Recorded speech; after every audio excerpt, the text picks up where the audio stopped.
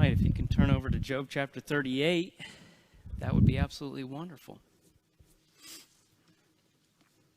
Job chapter 38. We're going to try to cover a couple of chapters here tonight. And again, it goes right along with that song, Only a Holy God.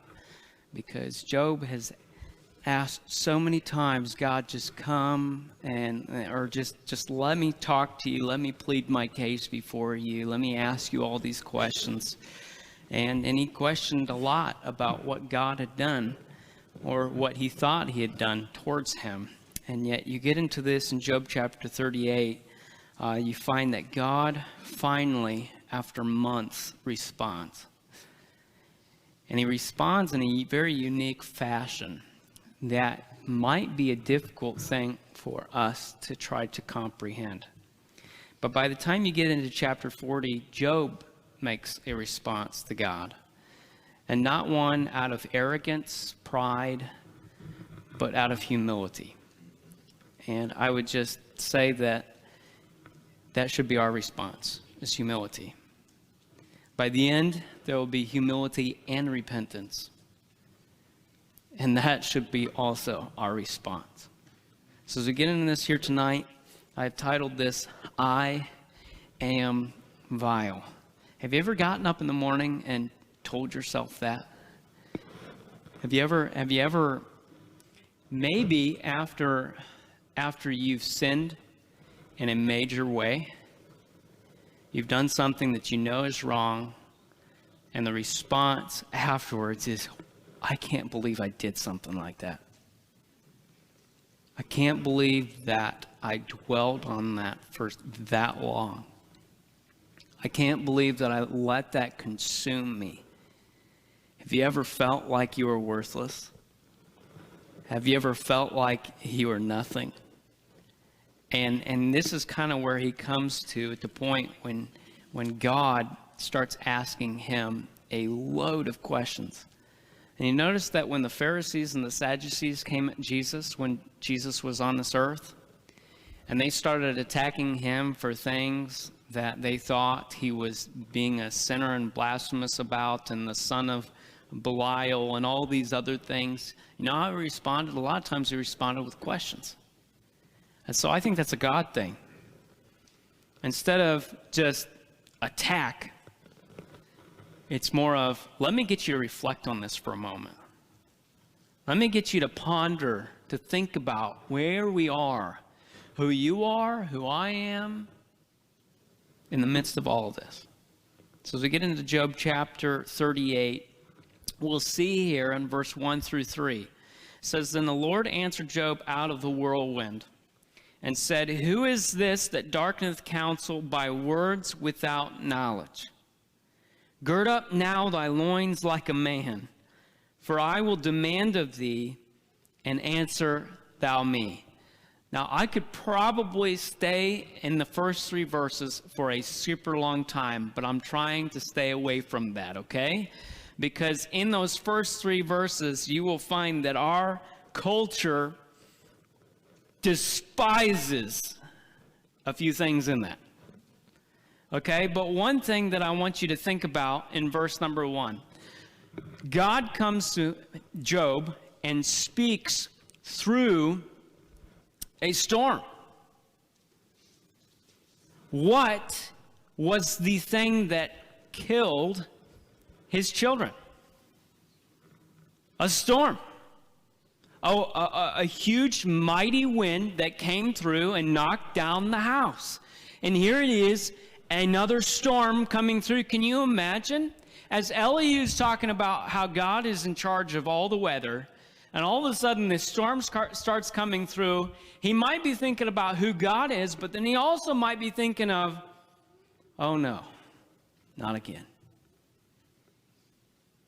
Has that ever happened to you before where certain things just trigger certain memories? Maybe it's by singing a certain hymn. Maybe it'll go back to, oh, that was my parents' favorite hymn. Or I remember when I heard that for the first time. Or maybe when it's a certain pastor that comes through. When I mention as a pastor Cook, some of you perk up.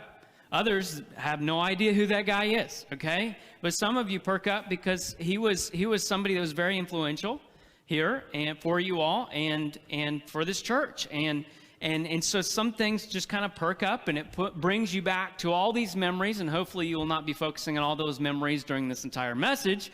But as you get into this, certain things just trigger memories. And I can only imagine that this would trigger this horrific nightmare for Job. But then also, it would be making that depiction of God and his control over everything come true. As far as this is who our God is, this is his majesty. But as you go through there, just think about this. What a tragedy. Something that was used as a tragedy in Job's life became a tool that God spoke through and to get Job's attention. To get him to a point where he concludes himself as being vile. But then he goes into repentance. Has there ever been a moment in your life, COVID, where a tragedy hit, messed up everything, and yet God taught you something magnificent through it? Beyond COVID, beyond what's going on us around, you've probably got stories upon stories of how God has used something very tragic in your life in order to teach you, in order to bring you closer to him, in order to show you how big and mighty he is. If you go into verse 2, it says, "Who is he that darkeneth counsel by words without knowledge?" Many commentators would state that he's talking about Elihu right now. But according to verse 1, he's not. He came to speak to Job. And so he's saying, listen, here it is. There's this counsel that's been darkened. There's a misunderstanding. You don't have all of the knowledge here. Who is this? And then he goes into verse 3. He says, "Gird up now thy loins." Now, you don't really hear anybody saying something like that nowadays, okay? But when you get that depiction in the KJV, it's actually where they would take their garments and they would grab it up and they would tuck it into their belt so that they could actually run, so they could get to work. Because it's a little bit hard to be able to get things done with this long garment around and you're tripping up all over it. And what he's saying here, he says, now, gird up now thy loins. Now, nowadays, let's put it into some modern lingo here, okay? If you're from the Midwest, pick up your britches, right? I told Barry that, and he just looked at me really weird. But has anybody ever heard that slang, that Midwestern slang here? Pick up your britches. Why? Well, have you ever noticed that sometimes when you go into different areas that there's pants that are like way down here? Okay? I'm not sure why. Did you know that you could actually, I don't know if they could still do this, but at one point you could buy pants that had boxers sewn into them, so it wasn't actually your boxers, it was part of the pants. And you could actually look like you got the saggy britches, right? You know what my mom always told me when I tried to do that when I was younger? Pull up your britches. Okay? Otherwise they might go the opposite direction. But then have you ever seen somebody try to run with their pants hanging down low? I mean, they have to. Have you ever seen somebody walk like that? Okay? They have to spread their legs out like this, and they have to walk. And it's uncomfortable. They probably getting a workout in their thighs. That's the only thing that I see that's positive about it. But there's no way. Can you imagine running like that? It's like a penguin, okay? Now I look like an idiot in front of all of you. But I'm trying to show you what he's trying. Okay, now gird up all of that garment. Let's get to work. Let's see what needs to be done. And what did he say? Be a man. Those 3 words are cuss words. Now, you could say anything else you want in our culture, In fact, it amazes me what people say nowadays. But those 3 words, be a man, is like cuss words. But as a boy, I always looked up to that as I need to be strong here. I need to be what my parents have trained me to be, and to be a leader, and to work hard, and to put some sweat to the brow. Be a man. Be that a pace setter for my marriage. Okay? My wife is tough. And she could probably beat up a lot of boys. I tell you what, a lot of grown men she could probably beat up. Okay? She's got Corel in her. And if you've ever met her parents, you'd be like, oh yeah, okay. Northern Wisconsin, okay, that's what it's like. All right? But listen, I lead my family, and she supports, which is a very important role, by the way. She is a helpmeet. But I'm out in front taking the hits. If somebody broke through my front door, I'm not sending my wife out to protect me. I get up. And if I don't, she will beat me up to get me out the door, right?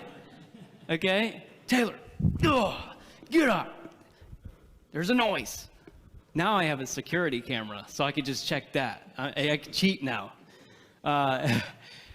When you get your vehicle gotten into a couple times, you tend to, beef up some security. But anyway, be a man. It's not time to cower. It's time to own up to the decisions that you have made, to the words that you have said, not to back away in this moment, but this is what he's calling Job to do. He's saying, now gird up your loins. It's time to get to work. You said all of these things. Now I'm going to respond to you. We're going to see how you respond to me after I'm done. This is where God's going with this. Gird up now thy loins like a man, for I will demand of thee, and answer thou me. You will have a response. You will hear me out. Don't back away from this now. You know how many times Job's been crying out? Now he gets his chance. As you get into what goes on next, God is going to ask him a load of questions that's going to be very representative of what Elihu stated. And I'd like to point out this again. Sometimes God puts people in our lives to speak truth into our lives that might be difficult to hear, to prepare us for when he speaks.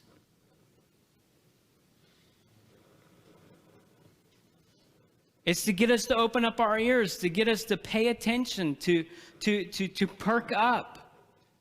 Kind of like the deer that Pastor did not shoot yesterday. They perked up their ears and they ran the opposite direction. I'm sorry. Or they were staying in their homes because they were scared of COVID, I guess. Anyway, good excuse. I've never heard that one before. I guess it's a new one.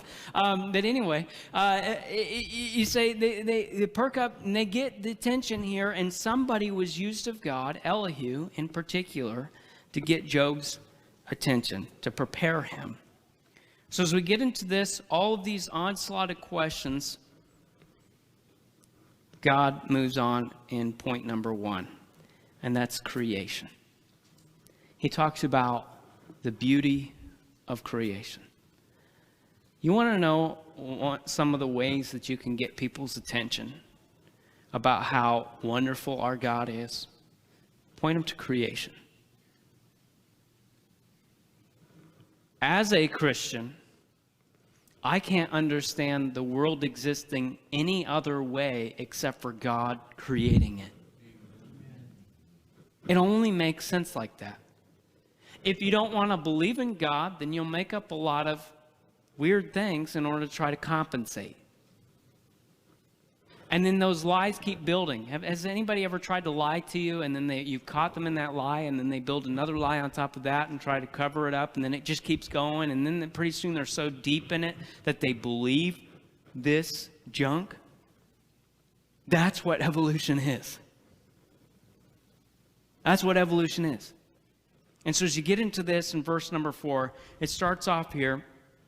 And the question that would overarch the verses 4 through 7 would be, where were you when I set up the foundations of the world? It says there, where wast thou when I laid the foundations of the earth? Declare if thou hast understanding. Where were you? Obviously, Job wasn't there. He wasn't there when God created it, because even Adam and Eve weren't there when God was creating the world. Who hath laid the measures thereof, if thou knowest? Or who hath stretched the line upon it? Whereupon are the foundations thereof fastened? Or who laid the cornerstone thereof? Now the cornerstone would be the most influential foundational block of what is being built. Without that, everything else would get messed up. If you didn't set the cornerstone correctly, everything else would be like a domino effect of mess up. And yet he's saying here, who laid the cornerstone? Now, is there actually a cornerstone in the universe somewhere? Well, no, he's giving a depiction. It's a picture. He's saying, who set it? Who started it? Who laid the foundation? Who was there at the very beginning? It says there, it goes on, it says, when the morning stars sang together, and all the sons of God shouted for joy. Who's the sons of God? Well, in this moment, it's talking about the angels. And the angels, as they were singing and praising God as he created the universe, God is just backing Job up and saying, where were you when everything started? Oh, you weren't in existence.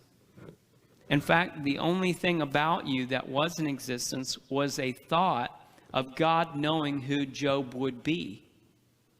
That's it. That's it. God knew and formed. As you go into verse 8, we start talking about something different here. We start talking about the seas. And it goes on and it says, or who shut up the sea with doors, when it brake forth as if it had issued out of the womb? When I made the cloud the garment thereof, the thick darkness a swaddling band for it, and break up for it my decreed place, and set bars and doors, and said, hitherto shalt thou come, but no further, and here shall thy proud waves be stayed. You say, well, where did God put the bars and the doors? Again, it's just a picture. Now how many of you are able to, let's take a 5-gallon bucket, and we'll just have Jerry, volunteer for this, because he's pretty good at what he does, right? And we'll take this 5-gallon bucket, and I'm going to dump it on him, okay? That'll be exciting. Now, your job, because you're very skilled, is to catch all of it.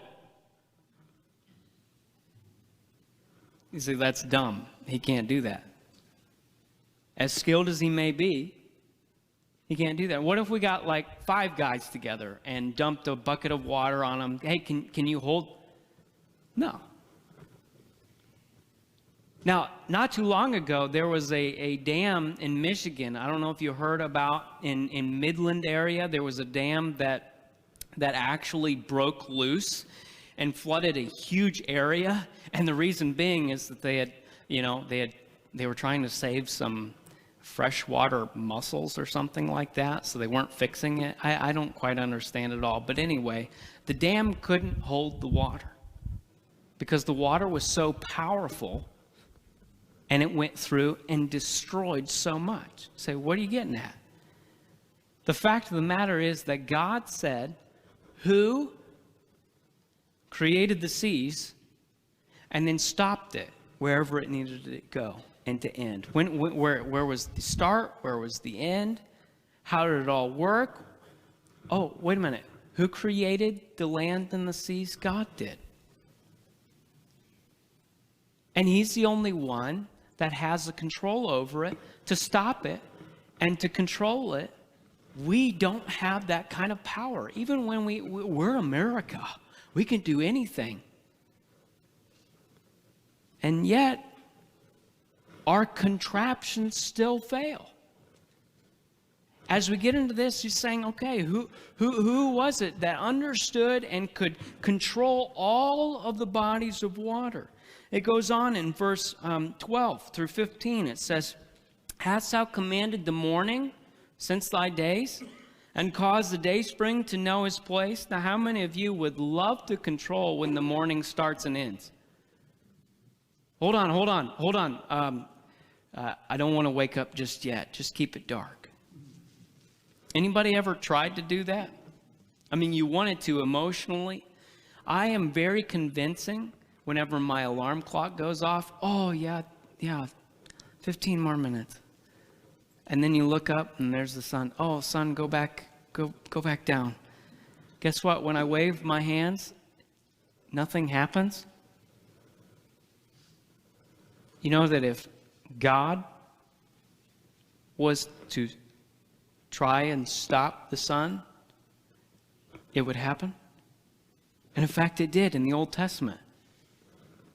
When they asked for a little bit longer to be able to defeat this enemy, guess what? It stood still. Who was in control of that? God. It goes on, it says in verse 13, that it might take hold of the ends of the earth, that the wicked might be shaken out of it. And what is it going on there? It's saying that, whenever the daylight comes up, then all the wicked scatter. Why? Because they want to do things in darkness. And it goes on, and it is turned as clay to the seal, and they stand as a garment. And from the wicked their light is withholden, and the high arm shall be broken. Now during the night, you really can't see a lot of the landscape. It's not really, you can't see all the form, but when that daylight comes up, then you see, just as somebody presses a seal into clay and how it forms whatever the seal is, it's just how God created the landscape and the beauty that's there. And he's saying, so who's created the day and the night? And do you command that, Job? Obviously, the answer is no. Verse 16, it starts off a new one. It goes, hast thou entered into the springs of the sea? Or hast thou walked in the search of the depths? Have the gates of death been opened unto thee? Or hast thou seen the doors of the shadow of death? Hast thou perceived the breadth of the earth? Declare if thou knowest it all. Where is the way where light dwelleth? And as for darkness, where is the place thereof? Where does it end? Where does it begin? That thou shouldest take it to the bound thereof, and that thou shouldest know the paths to the house thereof. Knowest thou it because thou wast then born, or because the number of thy days is great? Were you there? Do you know all of this because of your old age here? Obviously not. What is he trying to get at? Have you been everywhere? Do you know everything? Do you know the depths of the sea? Do you know the ends of the earth? How many of you like to travel? Okay, I like to travel. I love to travel. But there is no possible way for me to be everywhere at once. That'd be really cool. I would get a lot done. And yet, I can't. I don't have the means to be able to do something like that. I am not the omni-trifecta, as we talked about in a previous sermon. I can't be everywhere at once, and yet, who is? God. So he's saying, we don't even know. We still don't know everything that's around this world. We still haven't been to the deepest, darkest parts of the ocean and the forests. What's there? I mean, they still haven't found Sasquatch. Where's he at? Okay? Seriously, how do we know that there's no more dragons? Oh, that's a question for a later sermon, right? How do we know that there's not more dinosaurs? Well, some of the alligators that I've seen kind of look as big as dinosaurs. I mean, seriously, that's why I don't move to Florida, right? But as you get into that, he's saying, so have you been everywhere? Can you see everything? What is he trying to get him to? He's trying to get him to a point where, Job, you don't know everything. So how can you come to me and tell me what my job is and what my purpose is, right? We still got more to go.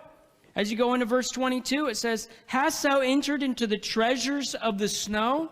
I don't really believe that question. Treasures of the snow? Oh. Pastor's already looking at snow blowers, by the way. And it was snowing up in Michigan today.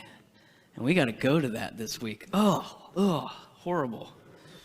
The treasures of the snow. Do we understand every aspect of that? Or hast thou seen the treasures of the hail? Most of us would not say that there's treasures in hail. All it is damage. But yet he says there's treasures, which I have reserved against the time of trouble, against the day of battle and war. By what way is the light parted, which scattereth the east wind upon the earth? Who hath divided a water course for the overflowing of waters, or a way of the lightning of thunder? To cause it to rain on the earth where no man is, on the wilderness wherein there is no man. To satisfy the desolate and waste ground, and to cause the bud of the tender herb to spring forth.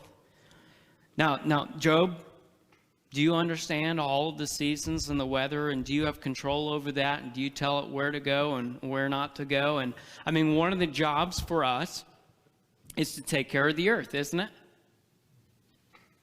Now, I don't hug trees, but I also don't throw out trash all the time, anytime.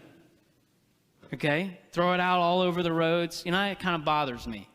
Okay, in the sense of people just dumping their trash everywhere. I mean, people live here, for crying out loud. Try to take care of what God's given you. We're supposed to be good stewards of that, right? And yet, can we take care of every aspect of the earth and making sure that everything has the correct amount of water? And he says there, here he is, do you cause rain where no man is? No. But who does? God does. So that he can make sure that the flowers do grow and that we have what we need.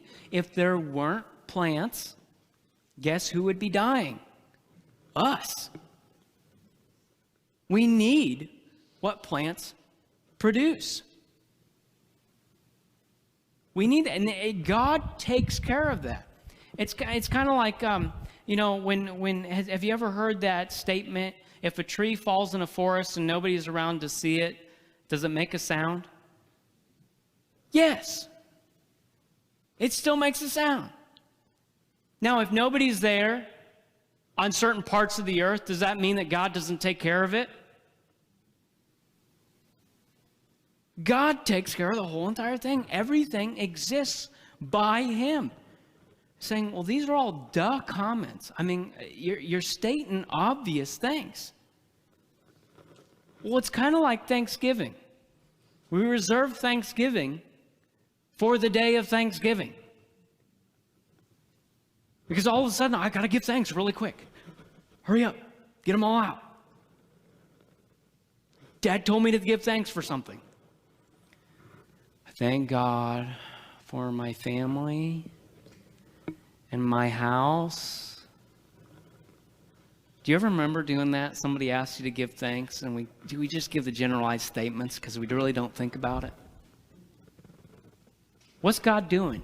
He's laying out all of the things that we really don't think about because it's not right in front of our face.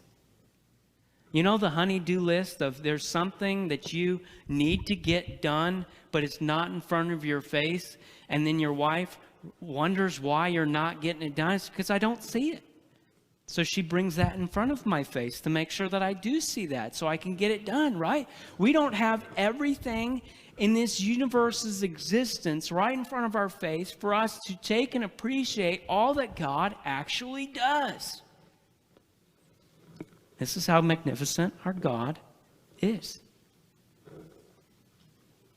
As you go on in verse 28, it says, hath the rain a father? Or who hath begotten the drops of dew? So that just kind of sounds weird. Rain doesn't have parents. Dew doesn't have parents. What is he saying? The picture is, who created this? God did. Out of whose womb came the ice and the hoary frost of heaven, who has gendered it? Verse 30, the waters are hid as with a stone, and the face of the deep is frozen. So who created all this? Who is the magnificent creator? You go into verse 31, and you start seeing here, canst thou bind the sweet influences of the Pleiades, or loose the bands of Orion? Canst thou bring forth Mazzaroth in his season, or canst thou guide Arcturus with his sons? Knowest thou the ordinances of heaven? Canst thou set the dominion thereof in the earth? Who's in control of all the constellations, all the stars, all the planets? Who formed them? God did. God did. And if you aren't amazed at the existence of the stars, maybe you should back up for a moment and go outside and actually look up. Maybe you should go and invest in a Black Friday Menards $25 telescope, because they always have them. I don't know why Menards always comes up with telescopes during Black Friday, but yet they always have the most unique things that they give out. So go find a telescope for really cheap, and then actually look up into the stars and examine what's all around you. Who controls all of that? Who made it all happen? God did. God did. Not the aliens. By the way, I don't believe that there's aliens. Otherwise, it would have been in the Bible, okay? All right?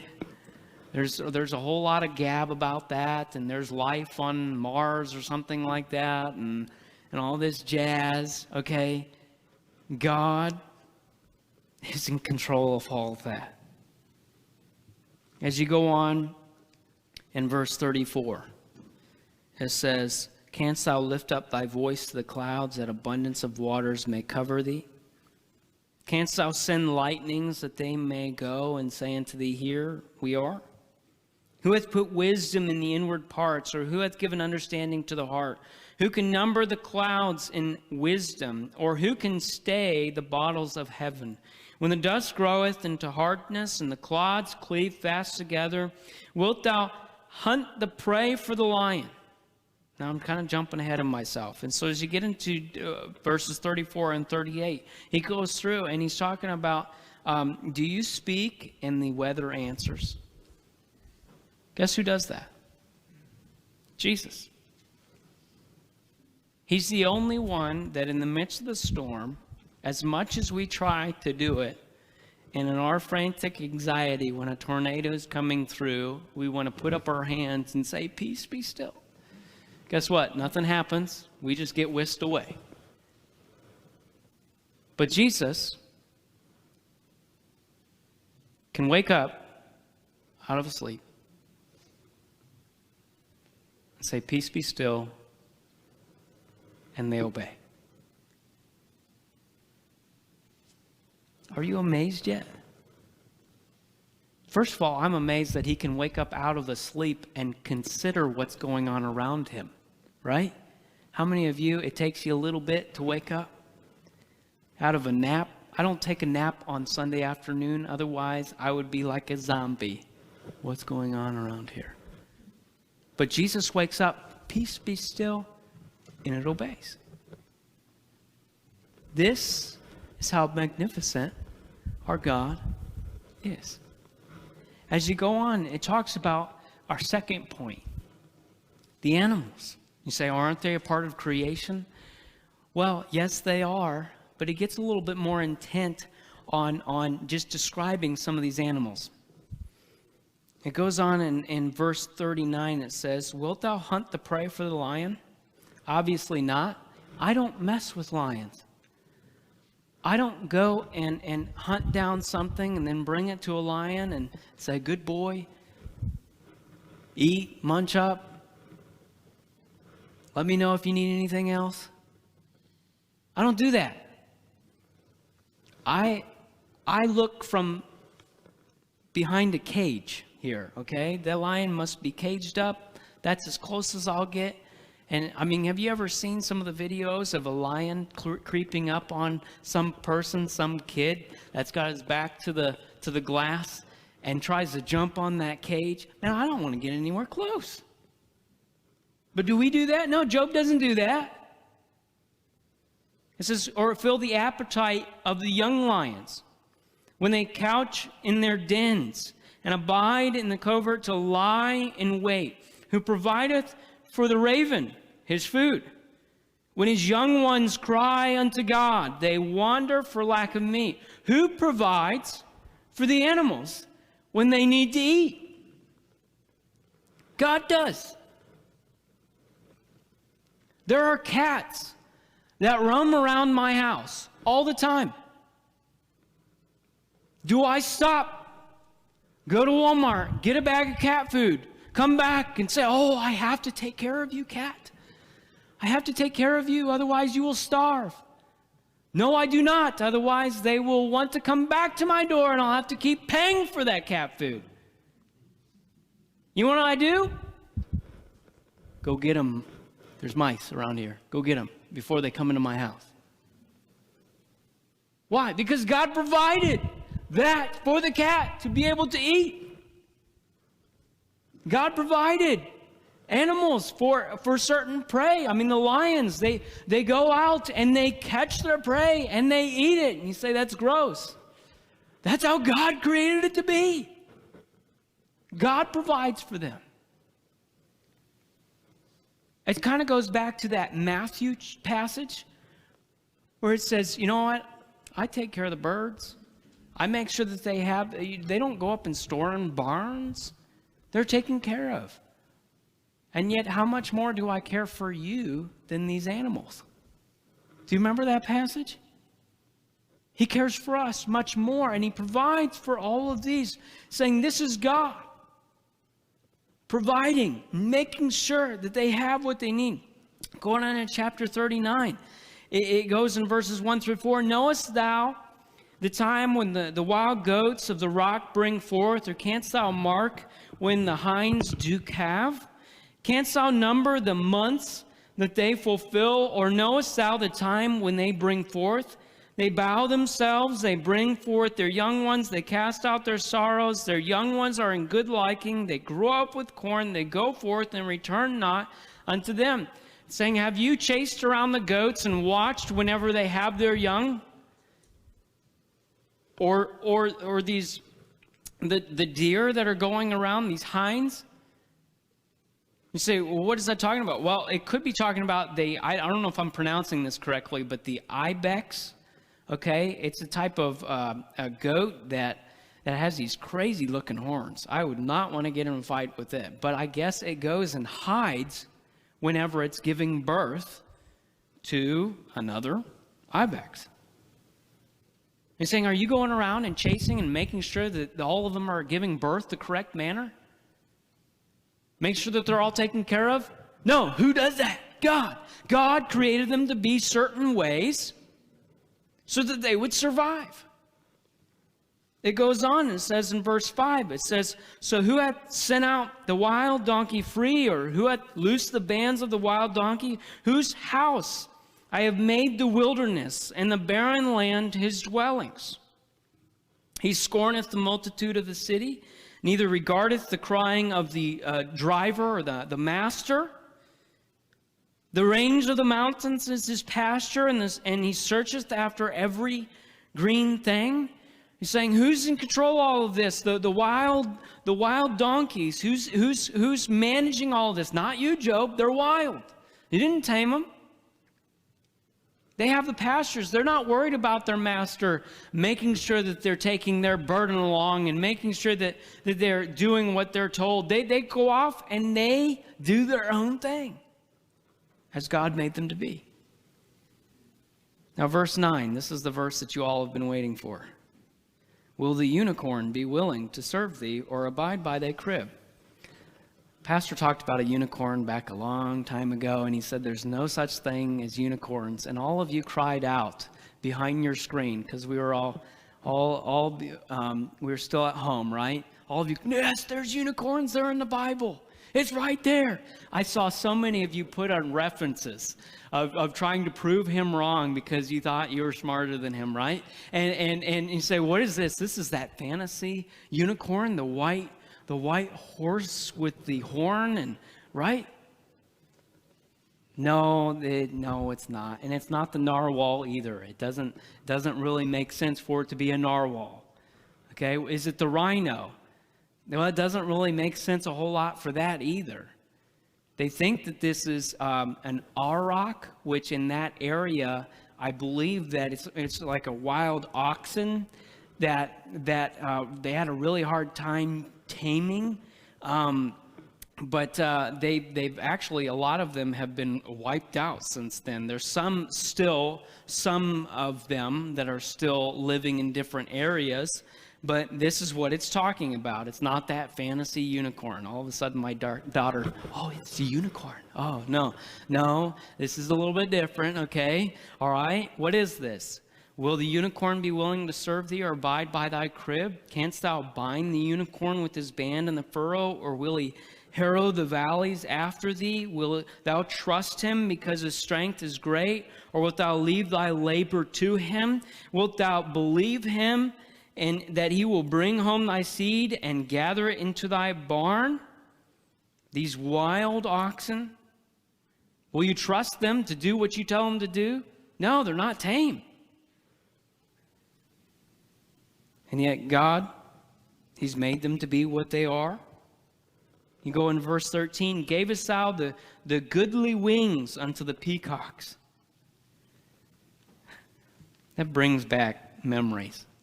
We had a family up in Michigan that had peacocks. And the father came up to me in between Sunday school and the morning service, and he says, I have to go. It's like, well, what's wrong? He says, the peacock got out of the cage. It's like, that is the first time I have ever heard that excuse for trying to get out of a service. But there was a snowstorm that was coming in, and it was up on the top of a tree. I don't understand, okay? But yet, I mean, peacocks are just an absolutely beautiful bird, aren't they? And they flutter their feathers and all of that, and they make those crazy noises. I mean, who made that? God. Or wings and feathers unto the ostrich, which leaveth her eggs in the earth, and warmeth them in the dust, and forgetteth that the foot may crush them, or that the wild beast may break them. You say, what is this? Well, I guess the ostrich, they'll actually share nests. It's kind of weird, but they put all the eggs in the nest, and they brood over them, and if they don't have enough room, they just put it outside the nest. And sometimes they forget that it's there, and they stomp on it. So that's weird. Their survival rate might not be also great. But when they get their anxiety up, they just stomp all over their eggs. It's weird. But it goes on, it says, she's hardened against her young ones as though they were not hers. Because sometimes they'll actually forget about their own eggs and go to somebody else's nest and nest there. It's weird. I was just researching it. It's just a weird bird. Her labor is in vain without fear, because God hath deprived her of wisdom. Please don't ever call me an ostrich, okay? Deprived her of wisdom, neither hath he imparted to her understanding. What time she lifteth up herself on high, she scorneth the horse and the rider. You say, what is it talking about? This bird is weird, but yet this bird can run faster than a horse. And so you could put to shame a horse and his rider for as fast as an ostrich runs, which is, again, unique, but God created it. to be that way. Hast thou given the horse strength? Hast thou clothed his neck with thunder? Canst thou make him afraid as a grasshopper? The glory of his nostrils is terrible. Sometimes horses are scared of the weirdest things and yet can be so brave concerning other things. You know, a snake that comes by, I understand when it gets scared, but it'll jump. I mean, all it has to do is stomp on that snake, but yet it jumps and runs and goes crazy. And you say, who made it to be scared like this grasshopper, and yet as if it was small? And yet, it says, the glory of his nostrils is terrible. He paweth in the valley and rejoiceth in his strength. He goeth on to meet the armed men. He mocketh at fear and is not affrighted, neither turneth he back from the sword. The quiver rattleth against him, the glittering spear and the shield. He swalloweth the ground with fierceness and rage. Neither believeth he that it is the sound of the trumpet. He saith among the trumpets, Ha, ha. And he smelleth the battle afar off, the thunder of the captains and the shouting. A horse can be afraid of something so small and act like it is small, and yet be so brave as it's been trained to go into battle, despite spears and arrows and all of the other things that could kill it. Who made it like this? God did. It goes on, doth a hawk fly by thy wisdom, and stretch her wings toward the south? Doth the eagle mount up at thy command, and make her nest on high? She dwelleth and abideth on a rock, upon the crag of the rock, in the strong place. From thence she seeketh the prey, and her eyes behold far off. Her young ones also suck up the blood, and where the slain are, there is she. You know, birds of prey are amazing. Go and YouTube it. An eagle taking down a deer, or other large animals. Or they could see some of the smallest things on the ground from so high up, and they come down so fast and clinch onto those things.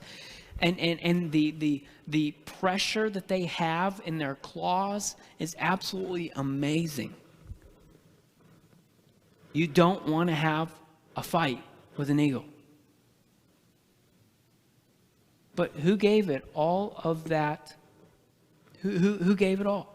All the wisdom, all the sight, all the power? God did. So what's the point? Well, he goes on into the rebuke in these next two verses. Moreover, the Lord answered Job and said, Shall he that contendeth with the Almighty instruct him? He that reproveth God, let him answer it. If you want to fight, if you want to struggle with the Almighty, who's made all of these things, who has the wisdom, who has the power, who has the knowledge, who has everything that's needed in order to keep everything running, you actually want to question God? Now give me your answer. You want to shake your fist at me? Go ahead and give an answer. Your turn.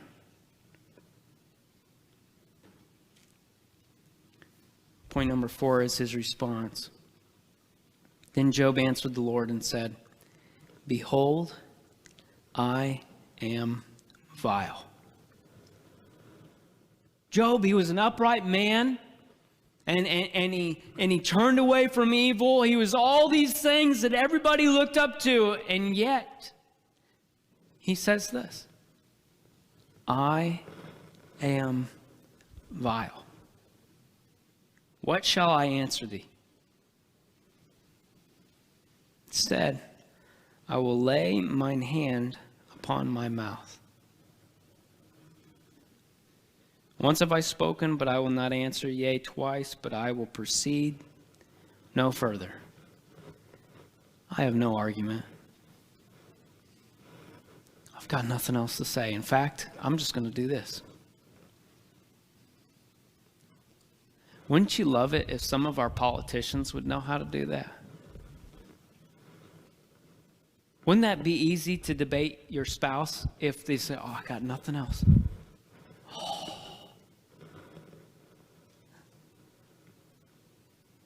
Maybe we should learn from that. And yet he knows that his God is so much bigger and better and knows all, and he knows the future, he knows the past. There's nothing beyond his thought process or his control, and he's finally backed up, and instead of looking at his present circumstances, he's just looking at his God who's got this.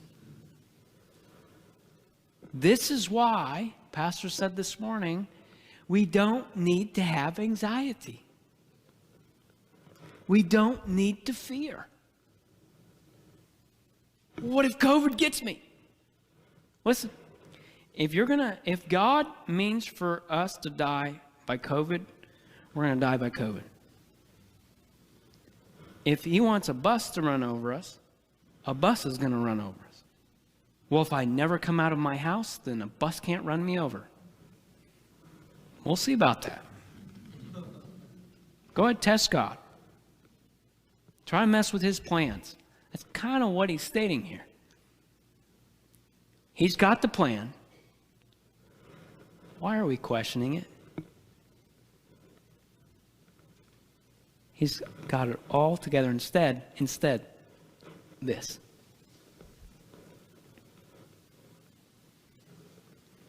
Be still and know that I am God. This December, you're going to have some opportunities to be still and know that he is God, because your schedule just got cleared. Maybe that's the point. You think we would have gotten it the first time, right? And yet sometimes we need a refresher really quick. What's your response?